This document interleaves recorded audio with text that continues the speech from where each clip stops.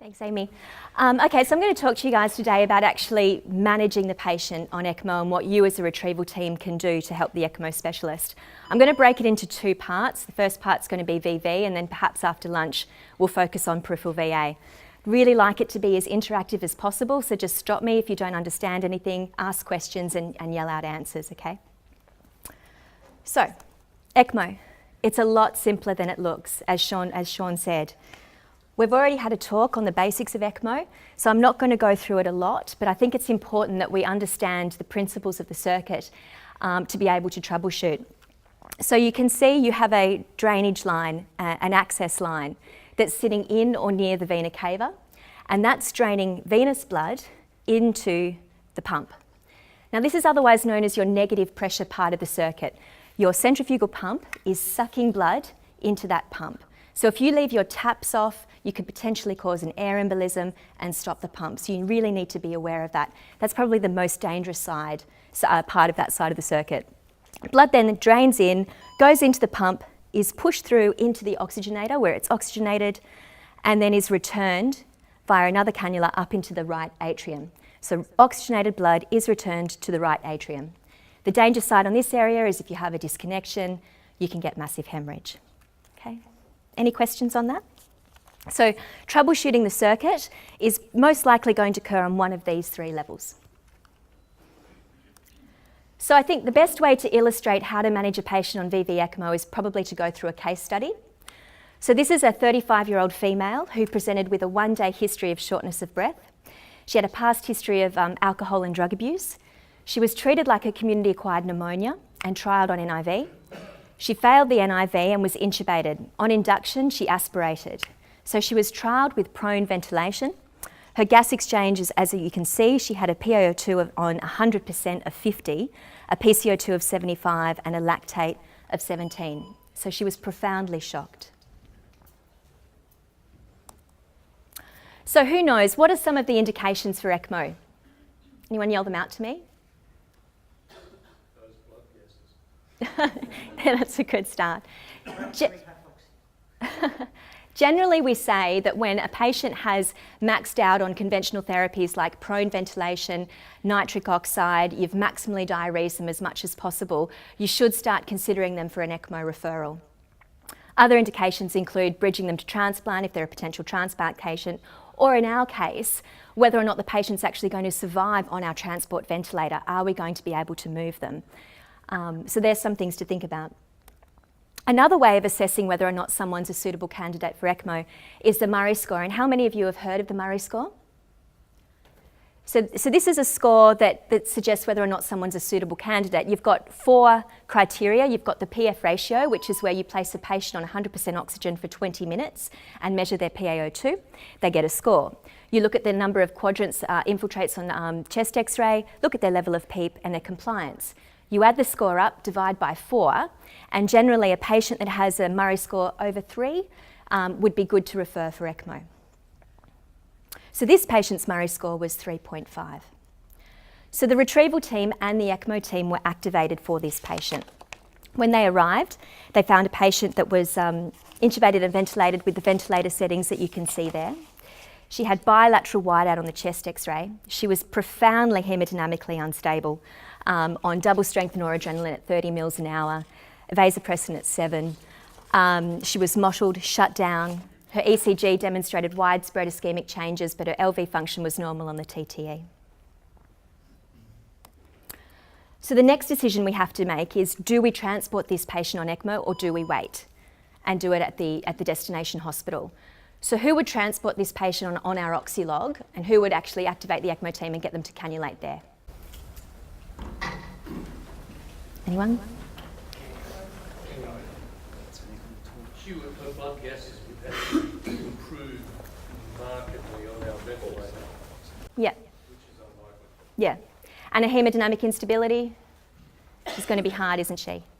So the main factors are going to be an unacceptable risk to deterioration, as we said, a patient that has air leak syndromes like bronchopleural fistulas, and if you place them in a helicopter or an aircraft, they're going to start to deteriorate, and someone that is profoundly hemodynamically unstable. So they're the patients that you're generally going to put on at the referring hospital. So it was decided that this patient should be put on the referring hospital, and the ECMO team started preparing for cannulation. What are some of the things that you can do as the retrieval doctors that can actually help the ECMO team get this patient ready for cannulation? It's there, but it's sedate the patient really well and paralyse them. If you haven't already, try and find the best ventilator in the hospital to start ventilating them. Recruit them, give them some PEEP, optimise their pleural spaces, so diurese them as much as their hemodynamics will tolerate. Optimise the hematocrit. In this case, blood transfusion is probably a good thing, particularly if the HB is below 100, to improve their oxygen carrying capacity. And then obviously support their multi-organ failure as needed. Nat, I might add to that also, sometimes Bronch them, yeah. Yeah, that's a very good point. So if you're comfortable bronching the patient, bronch them, suck out what you can, try and get all of that sputum out to try and optimise them. Okay, so back to the case. The ECMO team inserted the cannulas uneventfully and they established the patient on ECMO. How are you going to manage this patient's hemodynamics as the patient's going on? Does anyone know what happens to the patient's hemodynamics just as you're starting to establish an ECMO run? Who's been involved in an ECMO retrieval? And so what generally happens, Alex? Well, you tend to have a period of sort of instability and then often things very rapidly improve as your pulmonary vasculature kind of gets offloaded a little bit. Yeah. But there's this sort of rocking period. Yeah, spot on. Spot on. So you tend to, not all, but some patients will dump their blood pressure as their cardiac output is being drained into the circuit. Doesn't always happen, but it tends to happen. So you need to be ready. Have large bore IV access inserted. Make your life easier. Have packed red blood cells on standby in the hospital or in theatre available, because some of these procedures can have significant blood loss, and has vasopressors ready. And as Alex mentioned, about 30 minutes, an hour after the ECMO run, after the patient's gas exchange is starting to improve once they're on ECMO, the hemodynamics start to stabilise, and it is striking how you can actually start to wean their vasopressors. And the reason for this is that the acidosis is improving as you're able to remove some of that CO2, and you're not ventilating the lungs as hard, so they don't have this massive intrathoracic pressure that's impeding your venous return. So you're also able to get a good blood pressure from that. Does that make sense? So initially, have your access ready, have some blood ready, have your vasopressors ready, and then in conjunction with the ECMO specialist, start chipping away at your vasopressors en route.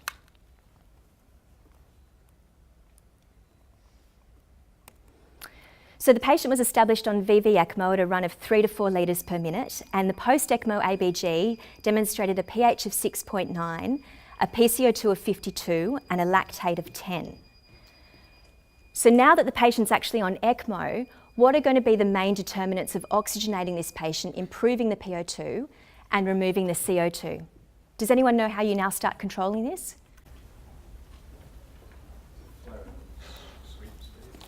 Yeah, that's sweep speed. What's your sweep speed? Yeah, yeah. And the other one you said was? Flow. And what does that control? Controls like flow across the oxygenator. Yeah. Which would improve your oxygenation. Good. Very, very basic way of putting it, but that's spot on. So very crudely, the patient's systemic arterial oxygenation is going to be determined by the proportion of the patient's cardiac output that's going through the ECMO circuit. Yeah? So we say you should have the biggest cannula possible. The larger the cannula, the more flow and drainage you're going to get through that cannula, the more blood is actually going to go through the ECMO circuit. So that's one main determinant. And then you have your circuit flow rate, which you can see here, okay, 3.92 litres per minute. You can go up on your circuit flow rate to try and improve the amount of blood that's coming in contact with the membrane oxygen fibres and improve oxygenation, but that comes at a cost, because if your revolutions, seen here, go up too hard, you can get sucked down on the cannula. So we'll touch on that a little bit later. So we normally try and aim for a flow rate of around 4 to 6 litres per minute. The next thing that Benji mentioned was your sweep speed. Now the ECMO machine, and that's basically controlled by a mechanism that looks a bit like this. Basically, the membrane has fresh gas flow going through it at all times. Now you set your FiO2, which is this knob here, at 100% and leave it. It should always really stay at 100%, don't touch it. And then on the left-hand side, you have your fresh gas flow in litres per minute. And this is going to control how much gas is actually flowing through the membrane. So as we know, CO2 will diffuse down a concentration gradient. So as long as the patient's CO2 in their blood is higher than the CO2 in the membrane, that membrane is going to remove the CO2 from the blood. Does that make sense?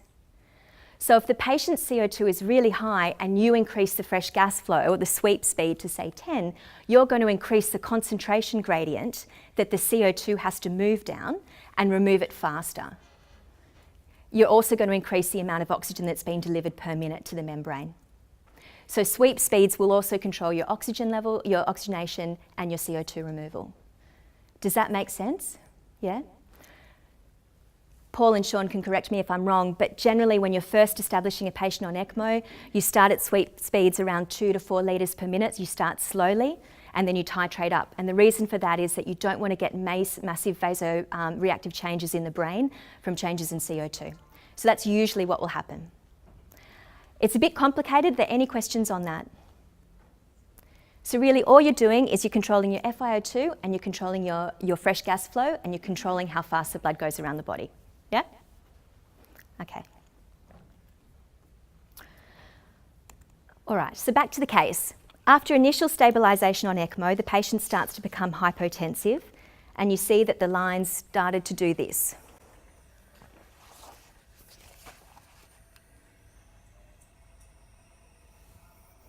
Can you see that? Lines kicking?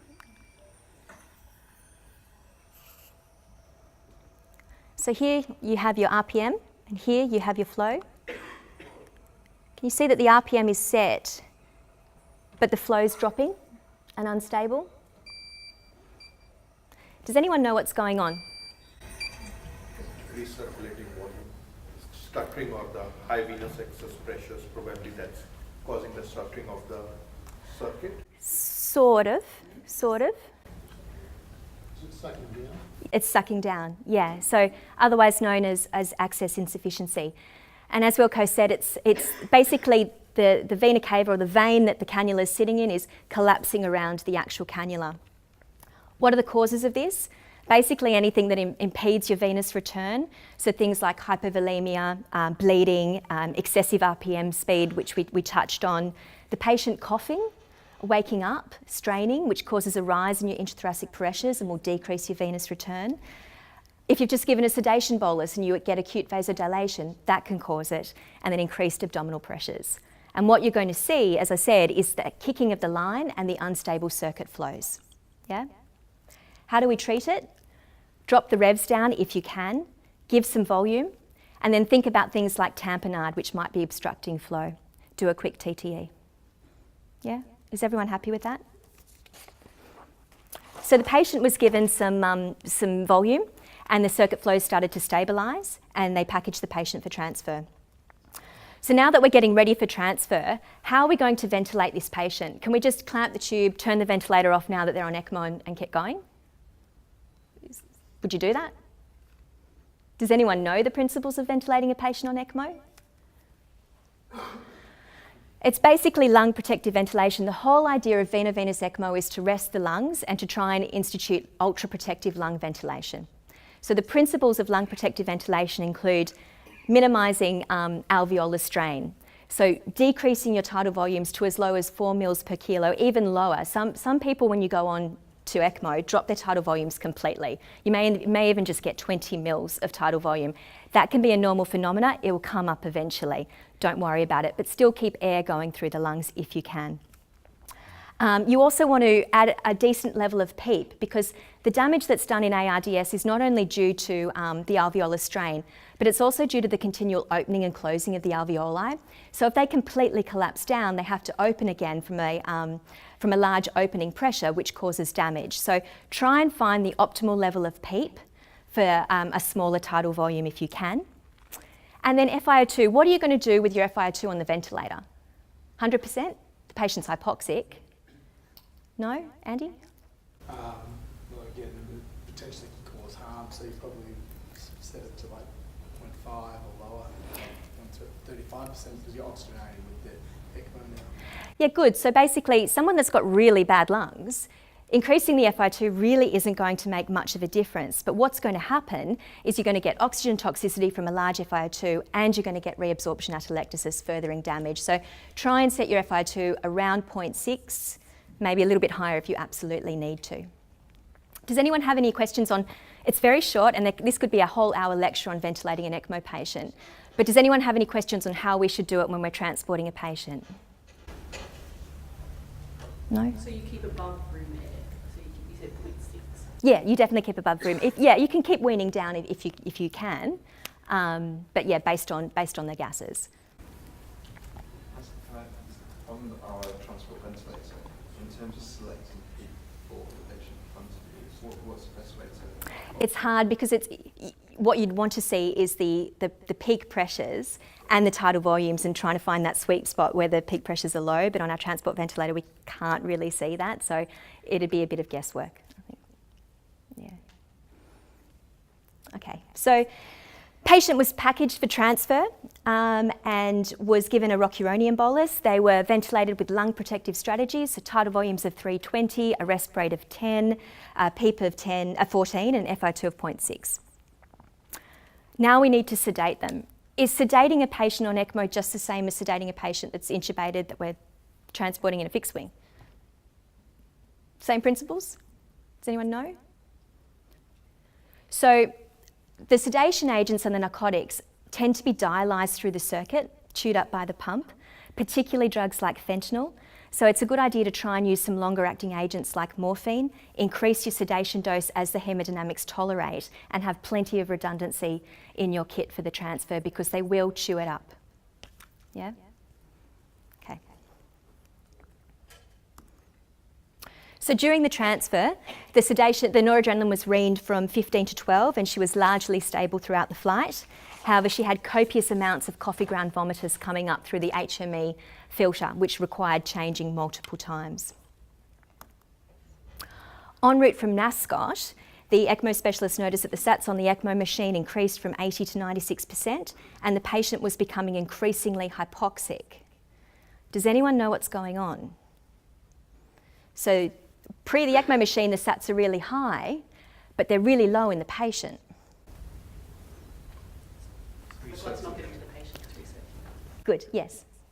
So, to troubleshoot hypoxia, which is something you may have to troubleshoot, we'll go through it in 3 stages.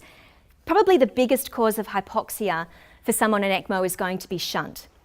In ECMO, shunt is basically the arterial blood that gets to the patient without going through the ECMO circuit. Yeah? So, in a physiological shunt, if you increase your FiO2, you're not going to affect your oxygenation, and this is the same in this case. So it commonly occurs when a patient's cardiac output is greater than the ECMO blood flow, yeah? So if we set the ECMO blood flow at 4 litres per minute or 5 litres per minute, and a patient is septic and hyperdynamic with a cardiac output of 10 litres per minute, then only half of that blood is going through the circuit and being oxygenated, which is the shunt. Does that make sense? Yeah? So there will be still a degree of hypoxia occurring. That's okay. How do we treat it? Increase your ECMO flow if you can, as long as you're not getting sucked down on the cannula. Add another cannula if you're really having problems oxygenating a patient. So this is known as a high flow configuration where you have 2 venous pipes draining to the pump, getting more of the patient's cardiac output, and then you've got a single return pipe. You can tolerate PO2s of 50 to 60, that's okay. Does anyone, and improve your oxygen carrying capacity if you need to, so transfuse if the hemoglobin's low. Does that make sense? Yeah? Another common cause, or a cause of hypoxia in ECMO is the oxygenator malfunctioning. You can see here that there's clots in the oxygenator. This oxygenator has now been drained. What you're going to see is, generally in your monitoring the patient on ECMO, you're going to measure the pre-oxygenator PO2 and the post-oxygenator PO2. And what you're going to notice is that there's going to be a reduction in the post-oxygenator PO2. Yeah, so the membrane's just not working effectively. You're going to notice that we also measure the pressures pre and post membrane, And and the difference between those pressures is signified by the delta P. That's this number here. So what you want to see is have a delta P of less than 50. A delta P of greater than 50 indicates that there actually might be something causing obstruction through the circuit and that you might need to do a change out. And then the last cause, as Jess mentioned, was recirculation. And this is because, and Sean touched on this in his lecture as well, if the return pipe and the access pipe are sitting too close together, then all that's happening is that the oxygenated blood returned in the return pipe is just getting sucked in by the access pipe, and blood's just going round and round in a circle. This is what the cannula should look like. You've got bright red blood coming from the oxygenator and dark red blood going to the oxygenator. They shouldn't be the same colour. If they are the same colour, there's something wrong, and that should be part of your checks. So how do we treat it? You can obviously do a chest x-ray, make sure that the pipes are in a good position and a fair distance away, and remove the pipes, withdraw the pipes appropriately. Be aware of tamponade or a tension pneumothorax. The rise in intrathoracic pressure and intracardiac pressures could potentially redirect the blood back into your cannula, causing recirculation that way as well. So always have that in the back of your mind. And that's just a illustration of where the cannulas should be sitting on the venous. The drainage cannulas are down there.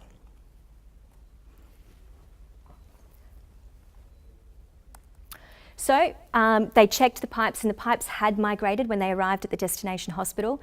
So they withdrew the pipes, re-imaged, and it was fine. The patient's oxygenation improved. So to summarise, how do you manage someone that's hypoxic on ECMO? Check your oxygenator, check your pre-membrane PO2 and post-membrane PO2, check for recirculation, so check those pipes, make sure that they're a different colour. Increase the ECMO flows if it will allow you to. Add a second access cannula if you need to, and then you can start changing the ventilator settings. Are there any questions on VV ECMO? Do you consider Avalon any time, or do you all consider Avalon cannulas for transfer any time? Or? Yeah, Avalon cannulas have been put in this service for transfer. Yeah. Yep. Sort of moving away from it because of the fiddly. So just for those of you that aren't familiar with the Avalon cannula, it's quite elegant in that it has two range ports, one in the SVC and one in the IVC, and a return port that points to the valve. It's all incorporated in one single cannula. So you're just going through the internal jugular. The difficulty is it tends to sort of twist and turn, and that jet may not be directed at the tricuspid, and you may not get oxygenation that you like. It requires pretty good toe skills or eye to put it in, otherwise you end up in the right ventricle. And we haven't had the insertion kit for the last 2 years or something like that, so we haven't for a while. Yeah, we weren't using it in the UK at all. So that's down and dirty, VV ECMO, and transporting a patient on VV ECMO, and what you can do as the doctor managing the top end. Does anyone have any questions on that? I was just wondering how much blood there is in the circuit, so how much does it take out? How much is in the prime? So how much, what's the volume of blood that's in? Oh, it's less than a litre in the prime, in the cardio help, isn't it? It's not much. It's not much in that small circuit. This is not like a bypass circuit. But they still do tend to become a little bit unstable as they're going on. And is the generic prime blood? Saline, Hartmann's or crystalloid. Natalie, what's your choice of if patients already on vasopressors and you're just going to sort of push bolus vasopressor? Have you got it? I just use metaraminol. Because my experience has been in a theatre with an anaesthetist who just grabs metaraminol and use it, and I'm cannulating. So yeah, that works. And volume. Really, they need volume at that point. And it's okay to have these patients in a positive balance for the first couple of days, and once they're stabilised, then you start drying them out, so just don't worry about pushing the fluid. You can run the dialysis circuit off the pump quite nicely as well. Yeah. All right, I've been asked to keep going, so we're going to go on to VA ECMO now, which is a little bit more complicated than VV, and we are starting to transport more patients on peripheral VA ECMO and hybrid forms of VAV ECMO. So I think it's also important that we understand the principles behind it. There are two types of VA ECMO, which Sean touched on. There's central VA ECMO, and that's where the aorta is directly cannulated via sternotomy. And then you have peripheral VA ECMO, where one of the peripheral arteries is cannulated, and that's normally going to be the femoral artery. For the purposes of this talk, we're just going to focus on peripheral VA ECMO. So you can see in the picture that blood is being drained from the femoral vein down into the pump, oxygenator, and being returned up into the aorta. And the key word is up. This is not physiological. So you have a heart that's failing, but the pump that's actually pushing blood up the distal aorta, and the heart has to work against that. Yeah? And that's why you need to put a reperfusion line in here, because you've got a big cannula sitting in here, and the arteries branching off the femoral artery aren't going to be perfusing the leg. Yeah? Okay.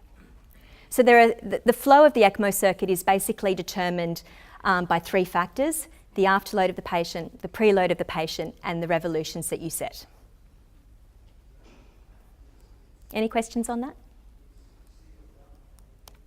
So to manage the patient that's being supported with peripheral VA ECMO, you need to understand that there are two circulations in play. You've got the patient's native circulation, and then you have the actual ECMO circulation. So it's only partial support. So oxygen saturated blood is going to enter the patient up the femoral artery, as we said, and if the lungs aren't working well, as can happen, what you're going to have is that deoxygenated blood from the lungs is actually going to return to the LV in the left atrium and go up the aorta that way if the heart is ejecting. That's going to preferentially send blood up to the cerebral circulation and down to the coronaries. Now, depending on how well the patient ventricle is contracting, you're going to get a mixing point. So you've got blood coming up from the ECMO circuit, blood coming down from the patient. And depending on ventricular contractility, this is where the blood's going to reach. Yeah? Make sense? Because this is, to understand this, to be able to troubleshoot, you need to understand these principles. So the PO2 of a patient, the systemic oxygenation, is going to be determined not only by your ECMO circuit flow rate, but it's also going to be determined by the patient's lung function, as well as the ventricular contractility, as well as the patient's oxygen consumption. Does anyone have any questions on that? Seeing a lot of blank faces. Lynn? So you've got the flow rates at, say, 100, at 5 litres a minute, the entirety of their cardiac output, is the whole flow reversed? It depends on if the heart's ejecting. So yes, if the heart's not ejecting, but you really don't want the heart not to eject, because then it's going to get clots and you're not going to really come off. So as I said, it depends on how well you're going. Therein lies the problem with peripheral VA ECMO at the moment. So you would try and come down on your flow to allow ejection and use inotropes to try and make it contract better, or worst case scenario, then the heart. So the most important thing to remember out of all of this is if the lungs aren't working and the heart's starting to eject, the heart is preferentially going to eject deoxygenated blood from those lungs to the coronary and the cerebral circulations. You don't want your brain and your heart to have hypoxia. So have a look at the ECG, check for ischemic changes, because sometimes you will see that. Yeah? Okay. That's why we prefer the outline and the SATS probe on the right hand, because you'll see differential hypoxia first there. Okay. So who do we select? Which patients go on to VA ECMO? Post-cardiotomy patients can either be central or VA, peripheral. These are patients that have failed to wean from bypass. Generally, they don't do as well as the others, but they can do okay. RV failure is really well supported by VA ECMO, particularly your PEs, your RV failure from ARDS, they do well. Multi-organ failure, post an AMI, drug overdoses, as Sean said, they can do really well. And then your first presentation, cardiomyopathy and myocarditis. Yeah? So who are the patients that you shouldn't really be putting on to peripheral VA ECMO? Does anyone know? Or when have you missed the boat? Basically, when you're getting signs of severe end organ damage, so your ALT and your AST are in the thousands, your lactate's not clearing, it's well above 10, you're anuric, you're mottled, you're shut down. These are patients that probably are not going to benefit from peripheral VA ECMO. Yeah, that's How do we ventilate someone on peripheral ECMO, VA ECMO? Is it the same as VV? How would you ventilate someone on peripheral VA? Rest ventilation, like they will, hopefully they shouldn't need too much ventilation as such. Yeah, so essentially it is a very similar principle to VV, perhaps with more of an emphasis on minimising right ventricular strain, particularly if the RV is failing, trying to avoid hypercapnia, hypoxia, as the cardiologists always tell me, and avoiding complete collapse of the lungs so that your PVR isn't high. The important thing to remember, particularly in VV, as I said, you can lose your tidal volumes. They can go as low as 20 if zero, and you can clamp the tube. But in VA, you really need to always have oxygen going through the lungs. And that's because what I said, that blood that's going through the lungs is going back to the heart, and if it is ejecting, it's going to the coronary and the cerebral circulation. So you always need to continue ventilating a patient on peripheral VA ECMO. Don't stop the ventilator. Has there been much experience with like a VA stroke VV, so you get a little bit of that mixture as well as pump support? Yeah, so I mean, that's a good point. I'll touch on that in a minute, but basically, particularly if someone's profoundly hypoxic, as you said, adding another venous return line improves that, allows blood to go to the right ventricle and then up to the coronary and the cerebral circulation is spot on, and that's one of the treatments for it. In fact, I think we're moving more and more towards hybrid circulations now anyway. So as Sean mentioned, saturations and blood gases should always be taken from the right arm if you can get a right radial artery in, outline in, and that's because that's the most furthest point away from the femoral artery where the cannula is going in, and it will give you a good idea of the systemic oxygenation. Yeah? How do we manage a patient's hemodynamics when they go on? I think the most important thing is to discuss the hemodynamic goals with the ECMO specialist first and foremost. What do you want me to try and target my inotropes at? What do you want the map at? Talk together. It's striking as someone goes on how quickly you can start weaning the inotropes, but those inotropes may be used to assist in ventricular contraction. So again, it's really important that you have the discussion, what do you want me to do with the adrenaline? What do you want me to wean? Yeah? So the whole point of peripheral VA ECMO is to support the end organs as well and provide oxygenation to the end organs, which the pump does. But those end organs also need a perfusion pressure. So as Sean mentioned, we're very happy with a MAP of 65 if you can get it, but you should try to be aiming for a MAP of 65. If for whatever reason you manage to get MAPs of 90 to 100, you need to come right back down on that because the increased afterload is not going to promote forward flow. Yeah, exactly. Is everyone okay with that concept? We're just going to skip over that video. All right, so what are some of the main problems that can occur with someone on peripheral VA? And we've started to touch on this in our discussion, but basically one of the, not common, but one of the worst things that can happen is differential hypoxia, otherwise known as Harlequin syndrome. And that's the point I keep hammering across. That's when you've got deoxygenated blood going to the upper part of the body and oxygenated blood going to the lower part of the body. Sometimes you might see a demarcation so that the patient's upper half, like a line, is white and the bottom half is pink. So that's why they look like a harlequin. You might see some ECG changes, some ischemic ECG changes. What can you do? Try and improve the lung function. So bronch them, add extra PEEP, work out what's wrong with the lungs, or as Alex suggested, add a venous pipe in so that more of that oxygenated blood is actually going to the right side of the heart through the lungs and then back up to the brain and the coronary circulation. Is everyone okay with that? And lastly, you can get loss of pulsatility completely when someone had previously had pulsatile flow on ECMO. And the causes of this are going to be tamponade, myocardial depression, or LV failure. So the problem with putting someone with LV failure on ECMO and the heart's not ejecting is that it's not going to remove the blood the shunt blood that's being drained into the LV. It's just going to keep distending, and potentially that blood is going to go back into the lungs. The first sign of this is going to be access insufficiency because that blood that's stuck in the lungs is not getting to the circuit. So how can you fix that? So basically they have pulmonary edema. How can you fix that? You can increase your PEEP to levels of like 25 or 30 if they will tolerate it. You can increase your circuit blood flows. You can do an atrial septostomy or have an LV vent. That's a discussion for another time. And then start considering mechanical support, like an LVAD. So to finish off, I think this is a nice little checklist we can do as the retrieval doctor just before we're departing to make sure that we've covered everything. Make sure you've got adequate oxygen and power supply. Confirm with your ECMO specialist the hemodynamic goals for the transfer.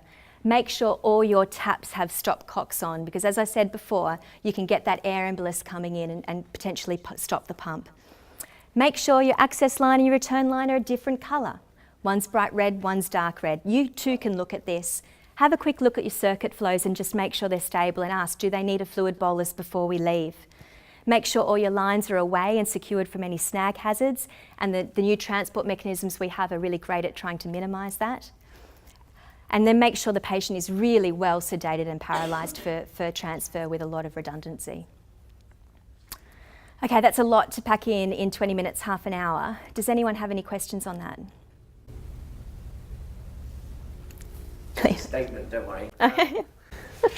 So there's a lot to take in, and that's new to quite a lot of us, but it's okay because for those of us who have access to the virtual learning environment, which is all the doctors, paramedics, flight nurses, there's a new ECMO class which has all of Nat's presentation, all of this stuff with cases to demonstrate the points and quizzes. It's not been released yet, it's on there, but we've just got a couple more things to add, some of which will be prepared today. So in the next few weeks, it will be made available to everyone. We can revisit all of this stuff. Thanks, Nat. That's okay. Oh.